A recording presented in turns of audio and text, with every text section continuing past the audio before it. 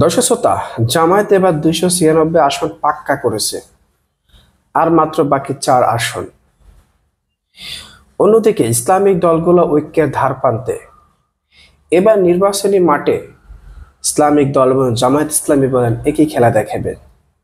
যেখানে কিনা অন্যান্য দলের এখন পর্যন্ত প্রার্থী ঘোষণা করা হয়নি, সেখানে জামায়াত 296 আসনে জামায়াতের প্রার্থী ঘোষণা এবং 280 আসনে জামায়াত বাজেয়াপ্ত। থিওরি অনেকে মনে করতেছেন যে জামাত হয়তো 300 আসনে নির্বাচন দেবেন, কিন্তু 280 আসনে তারা বাজেয়াপ্ত হবে, তাদের সম্পদ বাজেয়াপ্ত হবে। মানে হাস্যকর এমন মন্তব্যগুলো অনেকে করতেছে। যাই হোক, নির্বাচনের জন্য জামাত কতটুকু প্রস্তুত? অনেকে বলতেছে যে জামাত কেন নির্বাচন আগে নির্বাচনের সাথে একমত না।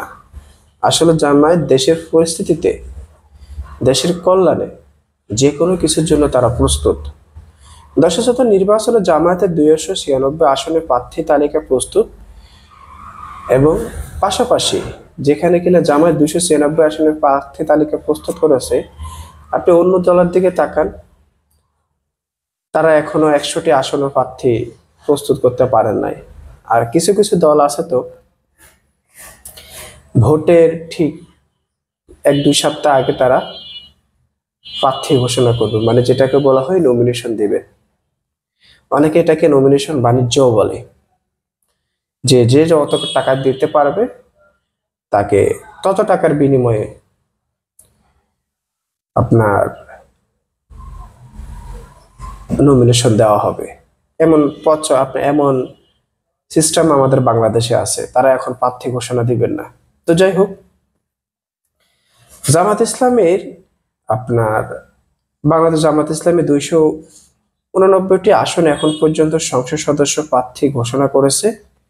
সর্বশেষ 60টি সহ মোট 96টি। এর মধ্যে মাওলানা রয়েছেন 58 জন, অধ্যাপক রয়েছেন 40 জন, অ্যাডভোকেট রয়েছেন 28 জন, অধ্যক্ষ রয়েছেন 24 জন, ডক্টর রয়েছেন 13 জন এবং ডাক্তার রয়েছেন 11 জন, ইঞ্জিনিয়ার 2 জন এবং ব্যারিস্টার 2 জন। সর্বমোট এখানে 289টি তালিকা আছে, কিন্তু সর্বশেষ আরো 7 জন যোগ হবেন। দর্শকতা, শুধু তাই নয়, জামাত নির্বাচনের জন্য পুরোপুরি প্রস্তুত হয়ে আছেন। এখন মানুষ অনেক কিছু দেখেছে, জামাত চাচ্ছে এবার মানুষ ইসলামী দলগুলোকে একবার ক্ষমতায় এসে আইনা দেখুক। তারা যদি ক্ষমতায় আসে, পরিবর্তনের জন্য সঠিকভাবে চললে 5 বছরের সময় নেবে না বাংলাদেশ পরিবর্তন হতে।